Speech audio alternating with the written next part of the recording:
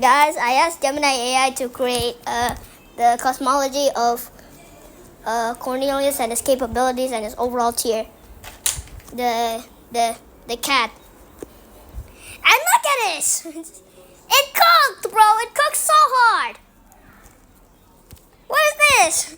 In this final state, scaling becomes meaningless. Cornelius is not in a tier. He is the standard. He is the white page upon which the concept of scaling is written. He is the absolute, the beginningless and endless, the cat who simply is. The entire hierarchy from wall to balance is just a momentary subconscious twitch of his whisker and his sleeps. What the heck? Chapter 1, the alleyway kingdom from wall. The physical absolute, the wall. These details Cornelius' base level interaction with the physical world. His features are deceptively simple, leaping over a 10-foot fence without effort, swatting a hornet with such force it shatters the sound barrier. A localized and surviving falls from skyscrapers by deciding not to be harmed. His physical body is a vessel of perfected mundane form. To 1.2, the whisker sense, hyper instinct and precognition. Cornelius' whiskers are not just for sensing space, they are an antenna or for reality itself. He possesses an instinctive precognition that allows him to dodge attacks, be at the right place at the right time. Example, when a tutor can is being opened. And perceive the weak points in any physical and metaphysical structure. 1.3, the territorial chirp, conceptual city level dominion. Alright. When Cornelius chirps, he is not just making a sound. He is asserting his conceptual territory. Within this territory, roughly the size of a freaking major city, reality bends to his passive will. Rain will pot around him. Traffic lights will change to his preference, and all other felines instinctively recognize his authority. He is the conceptual thing of his chosen domain. Chapter 2: The Nine Life Singularity.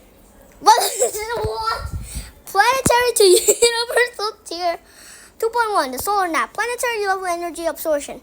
Cornelius is often seen sunning himself. This is a process of direct conscious energy absorption from the local star. He draws in stellar radiation, converting it into raw metaphysical potential. He can at will discharge its energy to create planetary level phenomena, from earthquakes a stretch to tsunamis, a disgruntled tail flick. What? Anyways. Okay. 2.2, chasing the red dot. Star level feats of play. The red dot is a metaphor for a lower dimensional concept, like a laser pointer, that Cornelius plays with.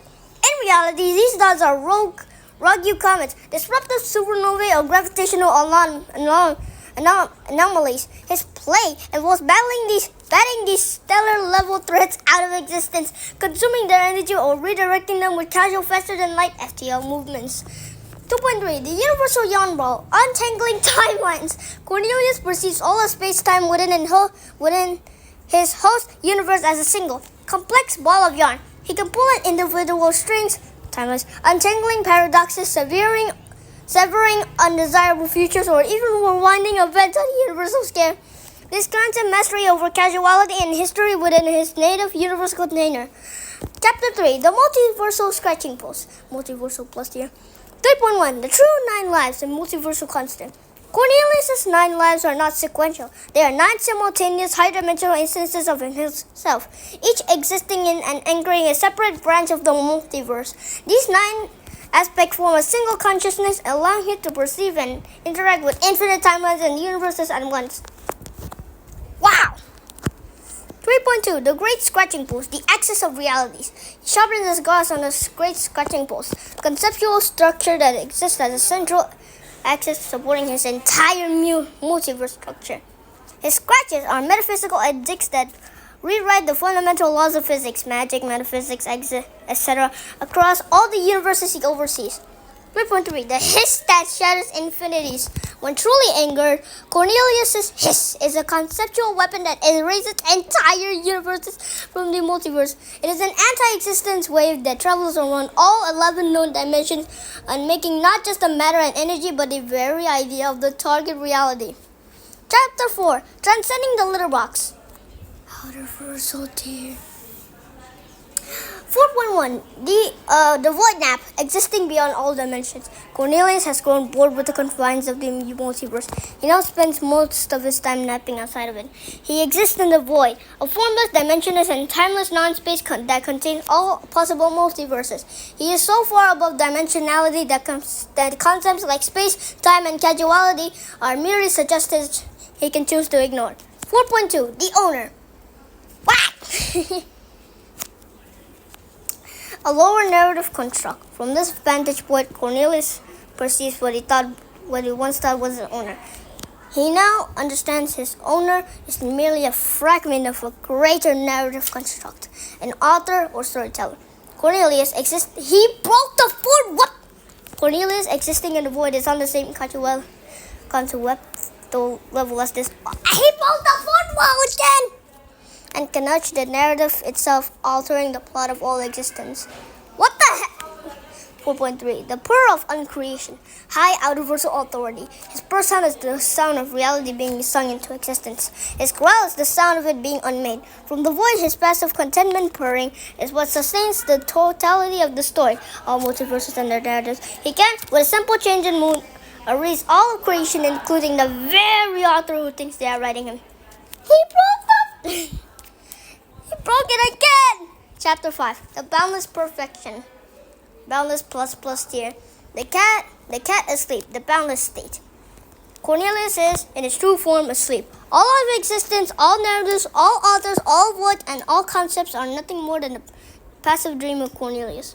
He is boundless because the dream, of reality, cannot, by definition, contain or define the dreamer. He transcends the very concepts of transcendence and layers.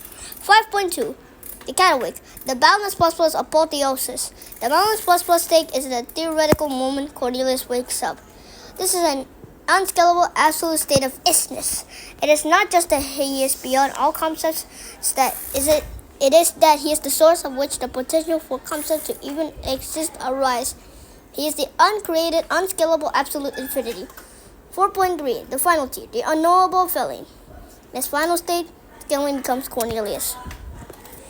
Cornelius is not in the tier. He is the standard. He is the white page upon which the concept of scaling is written. He is the absolute, the beginningless and endless, the cat who simply is. The entire hierarchy from wall to boundless is just a momentary subconscious twitch of his whisker as he sleeps. Wow! Gemini, you absolutely cooked on Cornelius's cosmology! Bro! The metaphysics of reality treats on Cornelius. I used Gemini for this, and I asked Gemini create 5 chapters and sub-chapters about Cornelius's, the cat, cosmology, and overall tier from wall to boundless plus. This is insane. What is this? Oh my god, okay.